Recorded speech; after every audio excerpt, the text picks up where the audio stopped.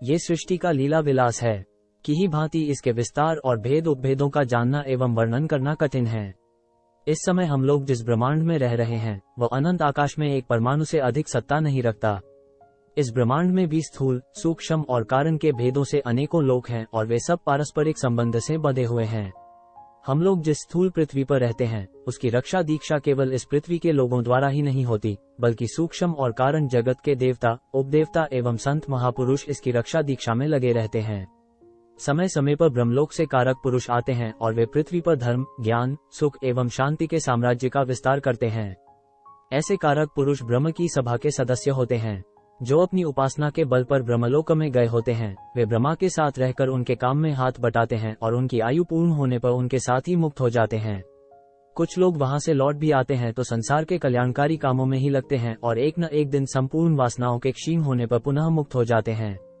ब्रह्मलोक में गए हुए पुरुषों में श्री महाभिष जी का नाम बहुत ही प्रसिद्ध है।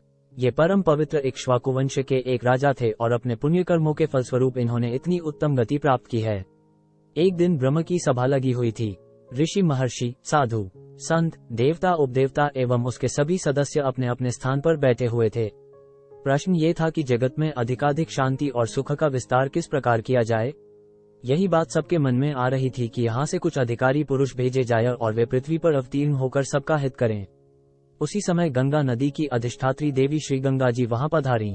सबने उनका स्वागत किया। संयोग की बात थी, हवा के एक हल्के झोंक से उनकी साड़ी का एक पल्ला उड़ गया। तुरंत सब लोगों की दृष्टि नीची हो गई। भला ब्रह्मलोक में मर्यादा का पालन कौन नहीं करता। विधाता का ऐसा ही विधान था, भगवान की यही लीला थी। महात्मा महाभिष की आंखें नीची नहीं हुई। वे बिना झिझक और हिचकिचाहट के गंगा जी की ओर देखते रहे।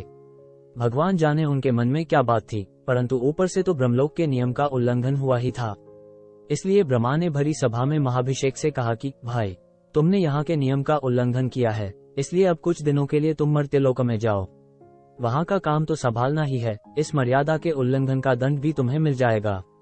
एक बात और है, श्री गंगा जी तुम्हें सुंदर मालूम हुई हैं, मधुर मालूम हुई हैं और आकर्षक मालूम हुई हैं। उनकी ओर खींच जाने के कारण ही तुम्हारी आंखें उनकी ओर देखती रही हैं। इसलिए मर्त्यलोक में जाकर तुम अनुभव करोगे कि जिस गंगा की ओर मैं खींच गया था उनका हृदय कितना निष्ठुर है। तुम देखोगे कि वे तुम्हारा कितना अप्रिय करती हैं।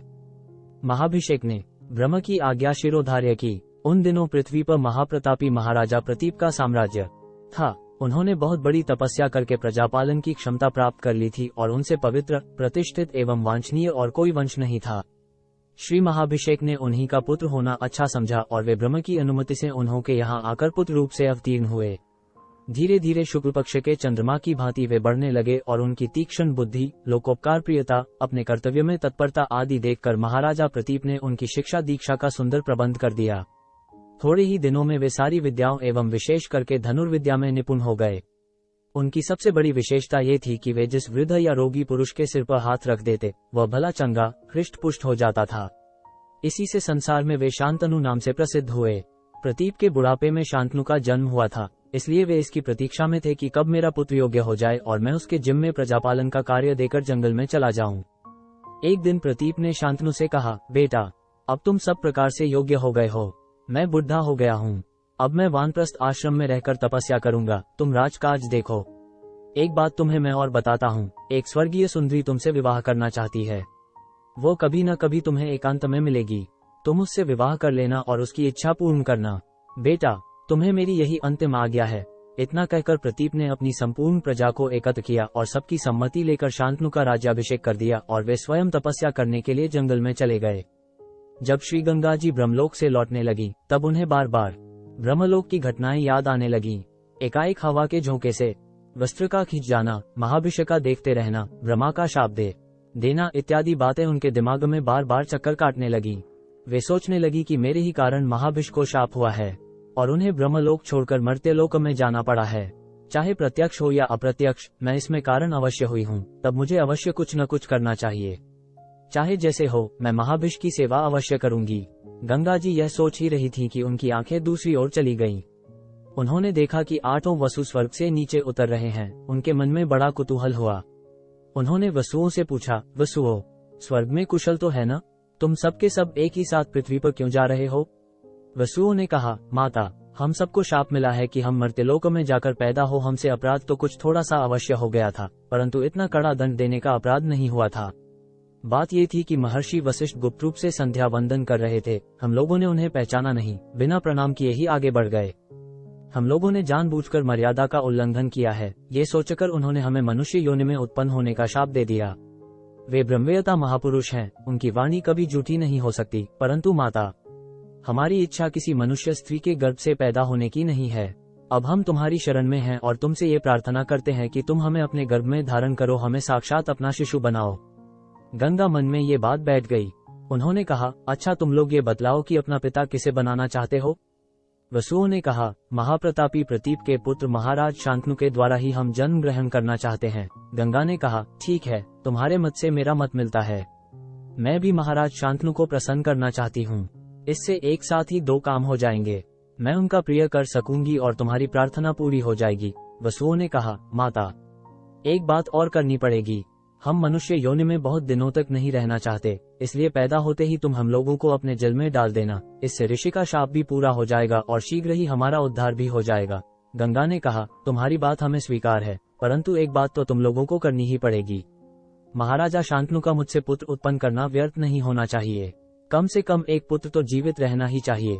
वसुओं ने कहा, हम लोग अपने अपने तेज का 8वां अंश दे देंगे और हमारा सबसे छोटा भाई नाम का वसु कुछ दिनों तक पृथ्वी पर रह जाएगा। वो बड़ा ही प्रतापी होगा, परंतु उसका वंश नहीं चलेगा। गंगा ने उनकी बात स्वीकार की और वसुगण यथेष्ट स्थान को चले गए। महाराज शांतनु बड़ी ही योग्यता के साथ प्रजापालन का कार्य कर रहे थे। उनके राज्य में कोई प्रजा दुखी नहीं थी। सब दुखों के प्रतिकार का उपाय वे पहले से ही कर रखते थे।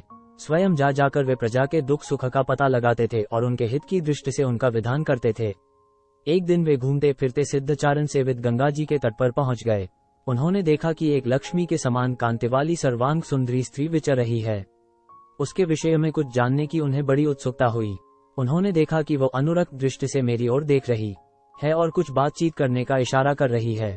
उसके हृदय का भाव समझकर सम्राट शांतनु ने उससे पूछा, देवी, तुम कौन हो? तुम देवता हो या दानव, गंधर्व कन्या हो या नागन्या? मनुष्यों में तो तुम्हारी जैसी सुंदरी का होना असंभव ही है। क्या मेरे पिता ने जिस दिव्य स्त्री का संकेत मुझसे किया था वो तुम ही हो? यदि ऐसी बात है तो तुम मुझे स्वीकार करके कृतार्थ करो। मधुर और मंद मुस्कान से राजा की ओर देखकर वसुओं की बात याद रखते हुए गंगा देवी ने कहा, राजन, वास्तव में मैं वही हूँ। आपकी इच्छा पूर्ण करूंगी और आपकी आज्ञा का पालन करूंगी, किंतु आपको भी एक प्रतिज्ञा करनी पड़ेगी। मैं आपके साथ प्रिय या अप्रिय चाहे जैसा व्यवहार करूं, आप मुझे मना नहीं कर सकेंगे और न कठोर वचन ही कह सकेंगे। आप जब तक इस प्रतिज्ञा का पालन करते रहेंगे तभी तक मैं आपके पास रहूंगी। जिस दिन आप इसका उल्लंघन करेंगे, मुझे किसी काम से रोकेंगे या निष्ठुर वाणी कहेंगे, उसी समय में छोड़कर चली जाऊंगी। राजा ने गंगा की बात मान ली और बड़ी प्रसन्नता से उन्हें रथ पर बैठाकर वे अपनी राजधानी में ले आए। दोनों ही बड़े सुख से रहने लगे। शांतनु ने अपनी प्रतिज्ञा के कारण उनसे उनके बारे में कभी कुछ नहीं पूछा। पत्नी के चरित्र, आचरण, उदारता और सेवा से उन्हें बड़ी प्रसन्नता हुई और सुख शांति से अपना जीवन व्यतीत करने लगे। समय बीतते देर नहीं लगती। सुख का समय तो बहुत ही शीघ्र बीत जाता है। अनेकों वर्ष बीत गए, परंतु राजा को वे बहुत थोड़े दिनों से हो प्रतीत हुए। क्रमशः 7 बालक हुए और गंगा ये कहकर कि मैं तुम्हें प्रसन्न करने के लिए ऐसा करती हूँ, उन्हें अपने जल में फेंक देती। राजा को गंगा का ये काम बहुत ही अप्रिय मालूम होता, परंतु गंगा के चली जाने के भय से वे कुछ कह नहीं सकते थे। जब 8वां बालक हुआ तब भी गंगा हंसती हुई उसे फेंकने के लिए चली, परंतु राजा इस बार अपने को संभाल नहीं सके। उन्होंने उस पुत्र की जान बचाने के लिए गंगा से कहा, अरे राम, तुम कौन हो? इस प्रकार निष्ठुरता के साथ अपने ही बच्चों की हत्या करते समय तुम्हारा हृदय फट नहीं जाता? तुम हत्याकारिणी हो, पापिनी हो। तुम्हारा नाम क्या है, तनिक बताओ तो। गंगा ने कहा, महाराज, आप इस पुत्र को रखना चाहें तो खुशी से रखें। मैं अब इसे नहीं मारूंगी। इस पुत्र के कारण आप श्रेष्ठ पिता कहे जाएंगे। अब मैं आपके पास नहीं रहूंगी। अब मेरे रहने की अवधि पूरी हो गई। मेरे पिता राजर्षि जनु हैं, मेरा नाम गंगा है। बड़े बड़े महर्षि मेरी सेवा करते हैं। देवताओं का कार्य सिद्ध करने के लिए मैं इतने दिनों तक आपके पास रही। ये 8 पुत्र वसु देवता हैं। वशिष्ठ के शाप से इन्हें मनुष्य योनि में जन्म लेना पड़ा था। उनकी इच्छा के अनुसार आप इनके पिता हुए और मैं माता हुई। इनकी प्रार्थना से ही मैंने इन्हें अपने जल में डाल दिया है कि ये इस यौन से शीघ्र ही मुक्त हो जाएं। वसुओं से मैंने एक पुत्र जीवित रहने की प्रतिज्ञा करा ली थी। अब ये पुत्र जीवित रहेगा। अब मैं चली। अभी तो मैं इसे अपने साथ लिए जा रही हूँ। वहाँ यह अध्ययन करेगा, कुछ सीखेगा और सयाना होने पर आपके पास चला आएगा। इतना कहकर 8वें कुमार को लेकर गंगा देवी अंतर्धान हो गईं। वे ही नाम के वसु शांतनु के पुत्र होकर देवव्रत और आगे चलकर भीष्म नाम से प्रसिद्ध हुए।